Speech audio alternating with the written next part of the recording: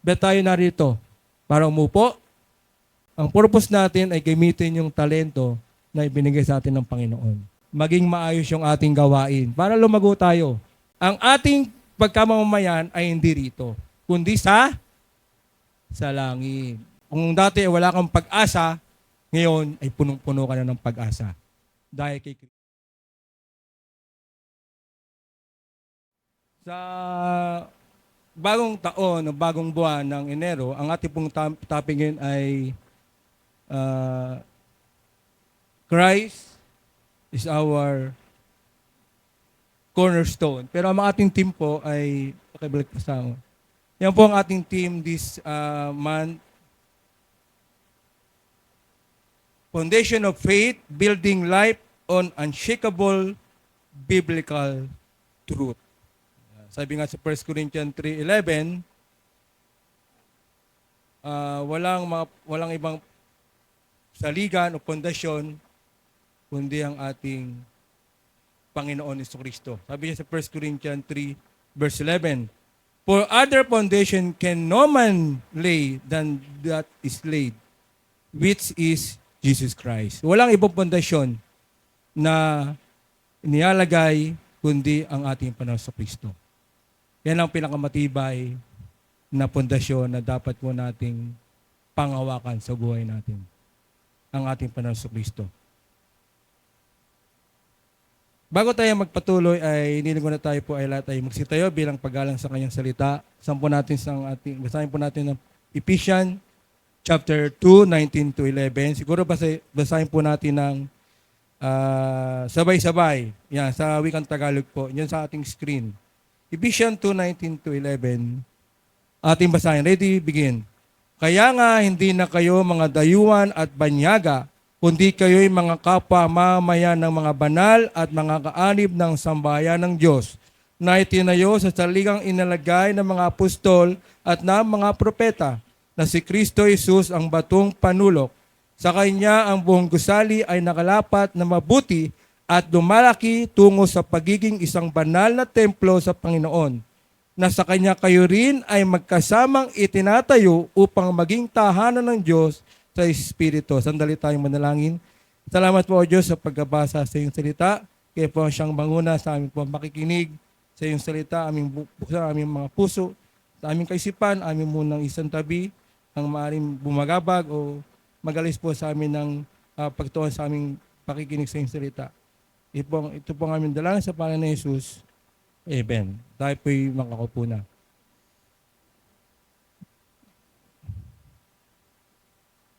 Ang ating pong text ito po ay sinulat ni Apostol Pablo sa mga mananampalataya sa Efeso.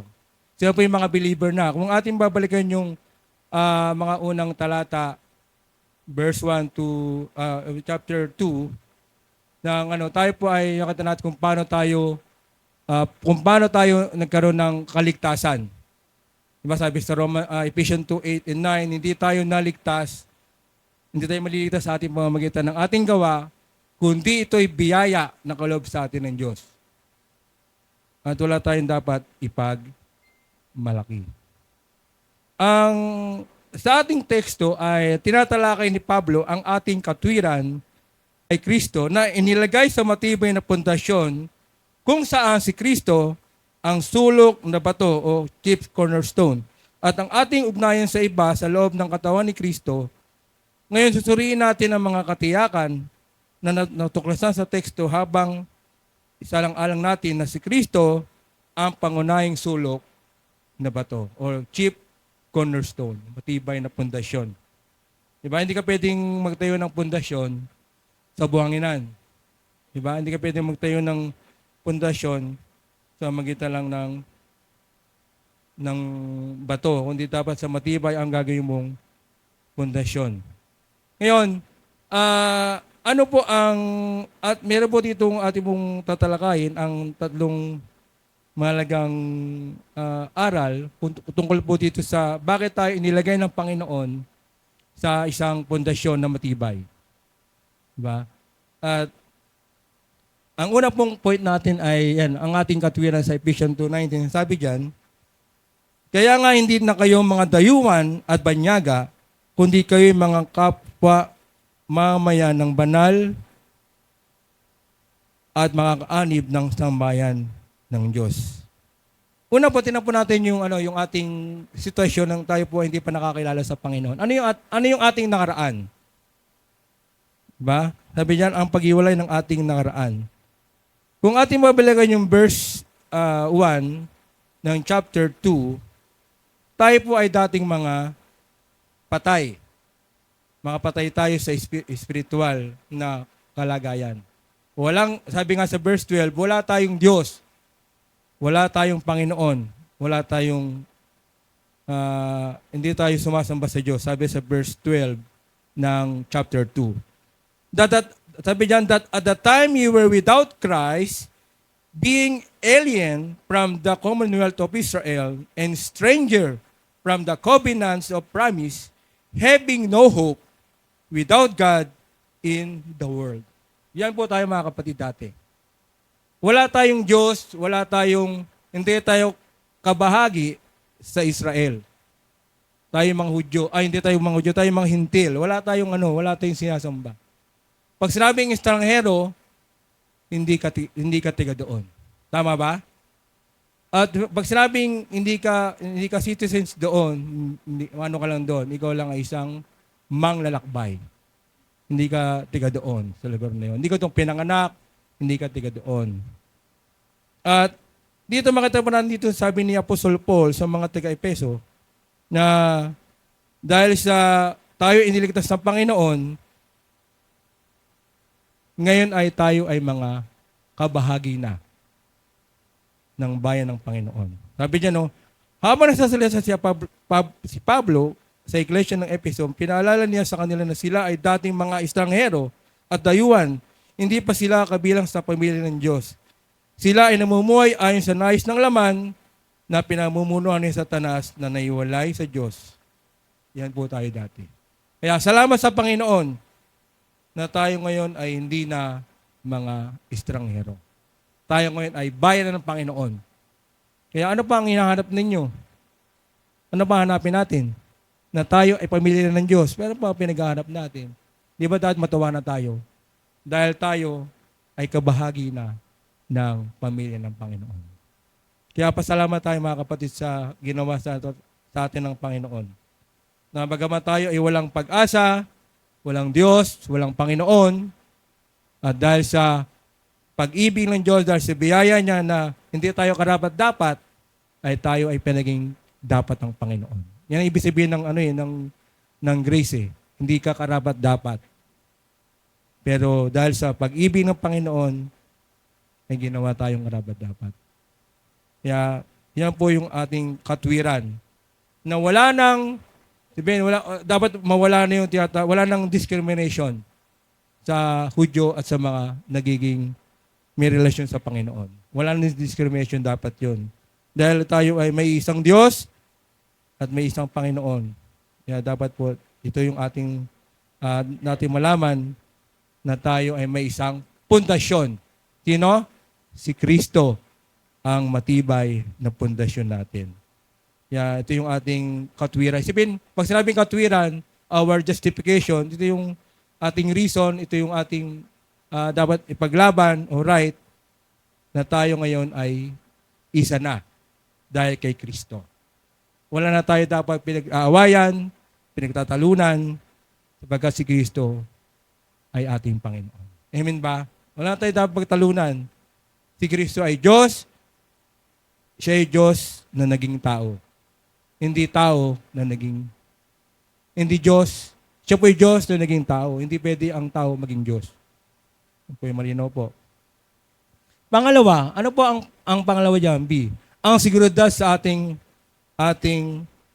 promotion. Yan, sabihin pag-promotion. Sabi dyan, pinaalaan ni Pablo ang simbahan tungkol sa kanilang kinalalagyan noon, ngunit pinatutunayan din niya na ang manampalataya ay hindi na nasa kanilang dating kalagayan. Hindi na tayo nakatayo bilang mga dayuhan kay Kristo, ngayon ay nakatayo tayo bilang mga kapamamayan na mga banal, bahagi ng katawan ni Kristo at nadadala sa sambahayan ng Diyos. Yan. Di ba? Tumaas tayo. Na dati, wala tayong Diyos, wala tayong pag-asa, wala tayong hindi tayo kabahagi nila, pero ngayon, promote tayo. Ngayon tayo ay, hindi na tayo pwedeng, sabihin, itakwil. Dahil pag tinakwil niya tayo, para bang sasabi nila na hindi nila kinikilala ang pundasyon, ang ating Panginoong Jesucristo, na siyang pundasyon ng ating pananampalataya. Di ba? Napakasaya, di ba, pag ikaw ay napopromote lalo na sa trabaho. Pero kung ikaw matagal na sa trabaho mo, sa kumpanya, bakit, ano nangyayari? Dito pa rin ako. Hindi ako tumataas sa aking posisyon. Pero ang Panginoon ang nagpo-promote. Yan sabi sa Proverbs. Hintayin mo na ang Panginoon ang mag-promote sa iyo. Tama ba? Kung hintayin na sip-sip para mo-promote ka lang sa kumpanya. Kundi ang Panginoon ang nagpo-promote sa atin. Kaya makita natin dito na tayo ay nabago ng kalalagyan natin ngayon. Kung baka sa ay ka na. Hindi ka na, kung dati wala kang pag-asa, ngayon ay punong-puno ka na ng pag-asa. Dahil kay Kristo. Amen ba? Kaya wag tayong mag-isip na, ako hindi ko na kaya. Hindi ko na kaya, Panginoon. Anuin ko na ang buhay ko. Mapakamatay na ako, hindi ko na kaya eh. Pero kung ikaw ay may relasyon sa Panginoon, walang imposible sa Kanya.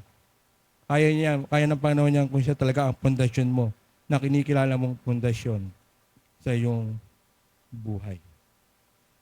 Next slide. Sabi nga sa next slide natin, anong kaginhawahan at kapanatagan ang naitutulot dito sa mga anak ng Diyos na tayo ay naampon sa pamilya. Ngayon ay tinatamasa natin ang pagiging mamamayan sa langit. Hindi na tayo naglalakad-lakad sa labas ng biyaya ng Diyos. Kita nyo? Di ba? Anong kasiyahan natin gano'n? Na tayo ngayon ay mamamayan na ng langit. Di ba? Salamat sa Panginoon na pupunta tayo sa langit. Dahil sabi niya sa ikalawang slide, tayo ay mga manlalakbay na dumaraan sa buhay na ito na may patungo sa ating makalangit na tahanan. Pilipos 3:20, sapagkat ang ating pag-ugali ay nasa langit, mula rito ay inaasahan din natin ang tagapagligtas, ang Panginoon Jesucristo. Ang salitang pag-ugali ay tinutukoy sa pamumuhay o asal na isang mamamayan, tinutukoy na tinanggap na tayo bilang mga mamamayan ng langit. Kaya, di ba, dito dito sa mundo, sa lupa, may mga citizenship, di ba? Tayo ay mga Philippine citizens, di ba? Pag meron pang dumadagdag, pag ikaw ay tumatanda na, senior, di ba? Kakaroon ka na ng senior citizen. Ngayon, sabi dito ni Apostle Paul, ang ating pagkamamayan ay hindi rito, kundi sa langit. Kaya wag tayong mag-ipon ng dito, ng mga iniipon nyo dyan. Dahil hindi nyo madadala sa langit yan. Pang dito sa lupa lang yan. Hindi nyo madadala. Maraming sapatos, maraming relo, maraming cellphone, marami sa inyo? Maraming utang, no? Di ba? Kaya ang ating ay sa langit mo, mga kapatid, ha? Kaya sabi nga ni Matthew, kayong mag-ipon ng kayamanan sa lupa. Di ba? Matthew 6:19. Sapagat ito ay sinisira ng mga ipis, sinisirain yun. At hindi lang sisirain, kundi nanakawin pa. Kapag ninakaw, sasama pa loob mo. Kaya sabi niya, Pilipos 3:20, tayo ay mga tagalangit. Kaya huwag na nating hangarin pa magkamansyon. Di ba? Yan po yung mga kapatid. Salamat sa Panginoon. Ito yung ating seguridad na tayo ay dating hindi ka pamilya o hindi ka puso o kapatid. Pero ngayon lahat tayo ay, tumatawag si Aliyah. Tayo ngayon ay kapamilya ng Panginoon. Di ba? Kaya salamat sa Panginoon. Pangalawa, mga kapatid, pangalawang point po, ang ating pundasyon, sabi diyan, at nakatayo sa pundasyon ng mga apostol at mga propeta, si Jesucristo mismo ang pangunahing batong panulok. Sabi niya, ang banal na kasulatan, ito binibigas ni Pablo ang tungkol sa panampalatayang tinatamasa natin kay Kristo na itinayo sa pundasyon ng mga apostol at mga propeta. Pag sinabi mo mga propeta at apostol, ito yung salita ng Panginoon. Di ba? Pag sabi ng propeta, ito yung lumang tipan. Mga ginamit ng Diyos sa lumang tipan na nagsalita ang Diyos sa pamagitan nila, ito namang mga apostol, mismo ang Panginoon ay kasama nila na sinulat nila yung mga ginagawa ng Panginoon, ang mga pangyayari sa buhay ng Panginoon. Kaya nabuo na ang salita ng Panginoon, ang pinakapundasyon ang ating Panginoon Kristo. Sabi niya, ang banal na kasulatan. Yan po yun. Ang propeta at ang mga apostol. Yan po ang salita ng Panginoon, ang ibig pong sabihin yan. Sapagkat ang panahon noon, ito natin, pag ang Diyos ay nakikipag-usap sa tao, ginagamit niya ang mga propeta. Diba? Ang mga propeta ay ginagamit ng Panginoon. Tuloy po tayo. Next slide. Ano po yun? Ang ating tagapagligtas. Sino ba ang ating tagapagligtas? Ang ating Panginoon. Biyan.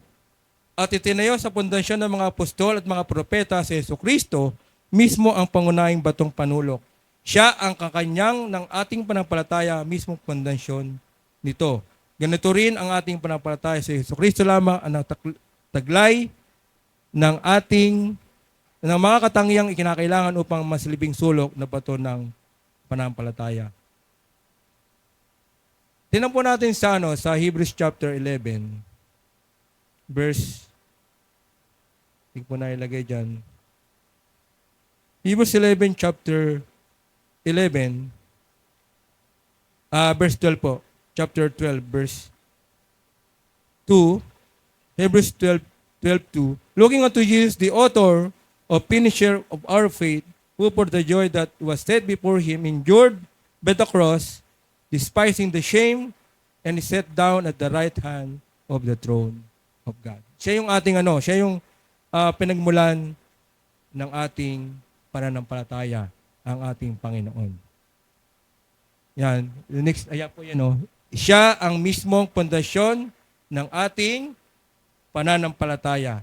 Sabi niya na tumitig kay Jesus na siyang tagapag-umpisa at tagapagtapos ng ating pananampalataya na dahil sa kagalakang inilagay sa harap niya, ay tinis niya ang krus, nilapastangan ang kahihiyan at naupo sa kanang kamay na trono ng Diyos. Siya po yung ating pundasyon ng ating pananampalataya.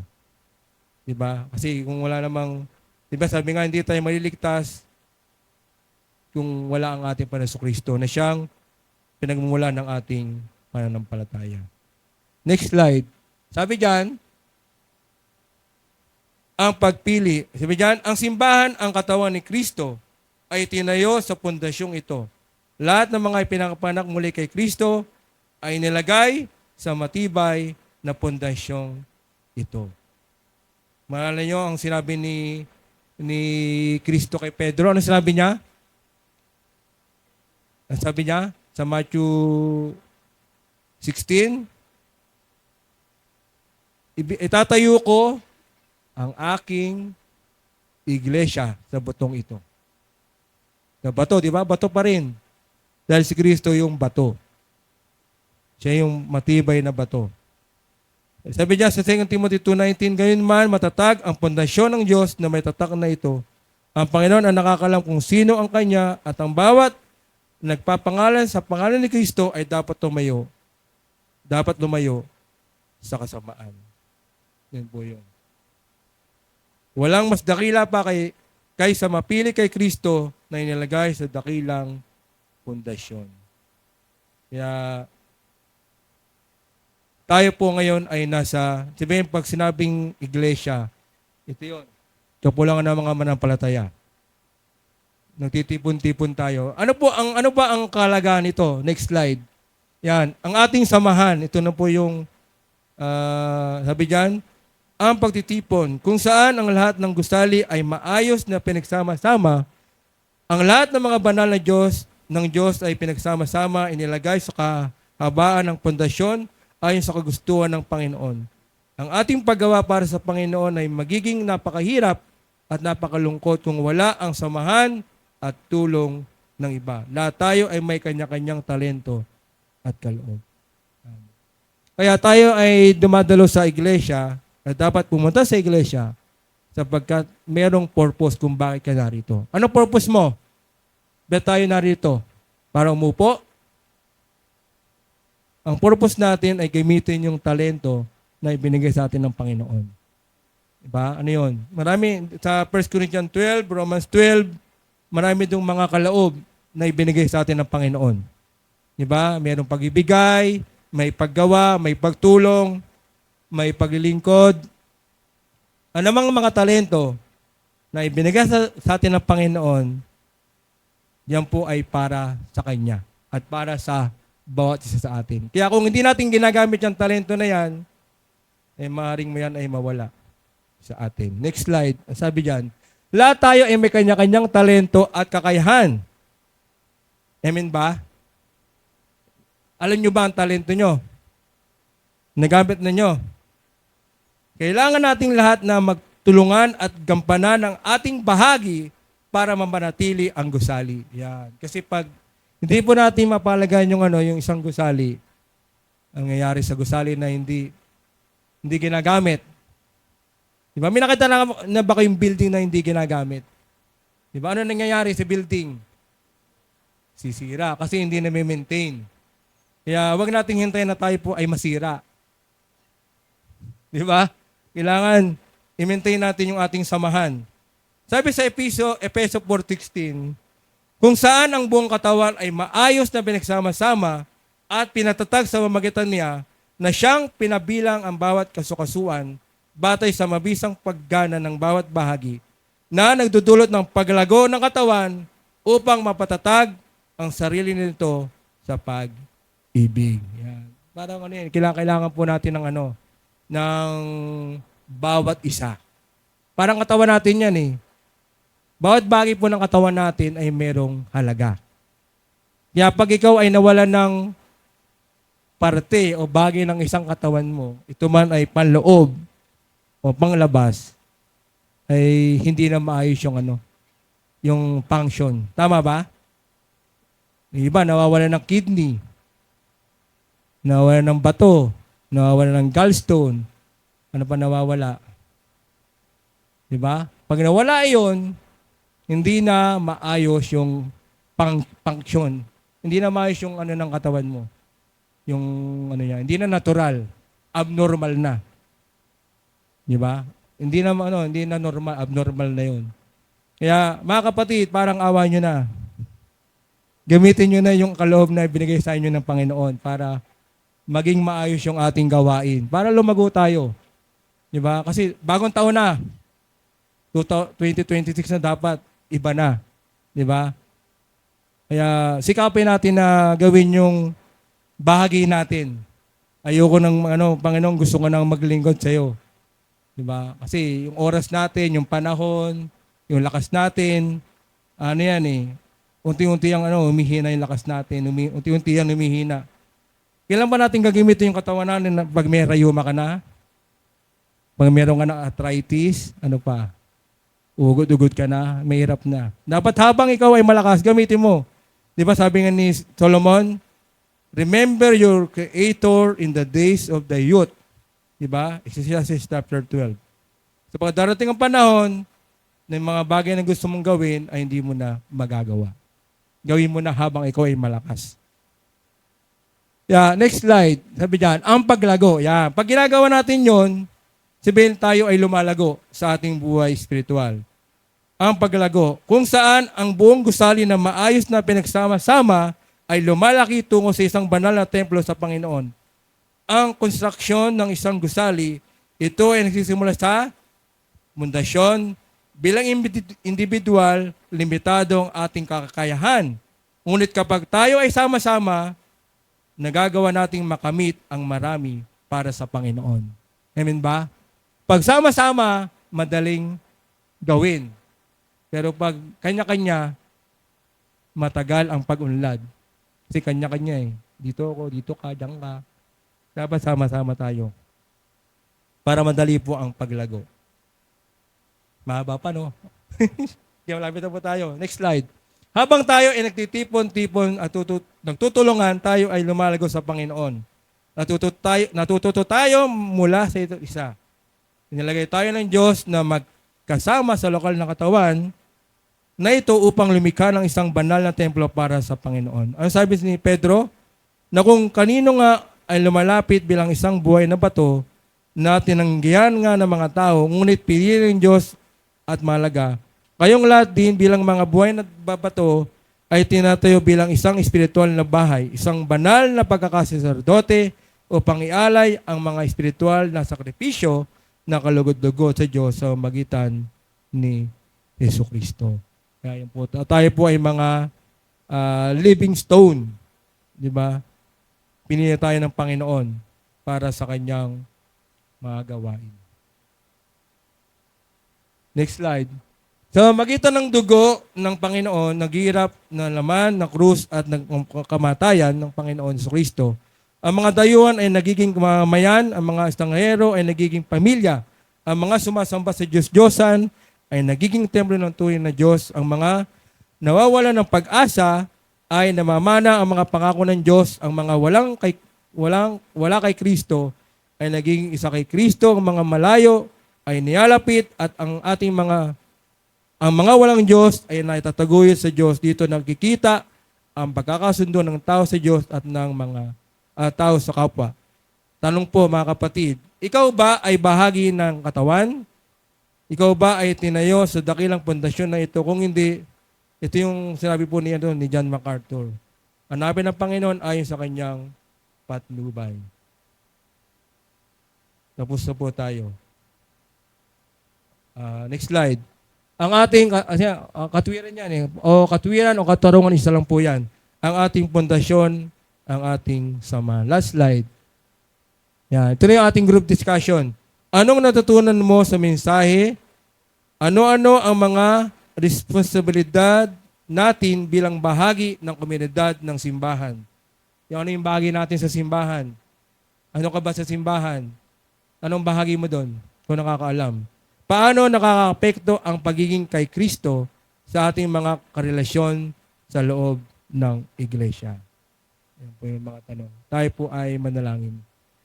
Dakilang Diyos, salamat po sa iyong mensahe sa umagang ito na ang aming nalaman po namin na si Kristo po yung aming batong panulok, aming chief cornerstone na matibay na pundasyon na itinakwil ng mga tao, hindi naniwala, pero salamat na kami naniwala sa Kanya na siya ang tunay na pundasyon, siya ang pinagmulan ng aming pananampalataya. Salamat sa kaligtasan na aming natamo sa magitan ng inyong anak na si Jesus. Salamat sa inyong pag-ibig na inyong pong pinadama sa amin. Nawa ang aming pong natutunan na kami ay bahagi ng katawan ni Kristo. Nawa bilang bahagi ng katawan ni Kristo, nawa aming pong ipagamit aming kakayanan, ang aming talento para lalo pang tumibay at maging lumago ang aming panampalataya sa iyo. Salamat Panginoon sa iyong palalang, sa iyong mga salita. Maging sa mga nanonood, kayo rin po siyang patuloy na mag-agabay sa kanila, magpala rin sa kanila. Salamat po itong aming dalangin sa pangalan ni Jesus, sa pagdubuhay naman ng Espiritu. Amen.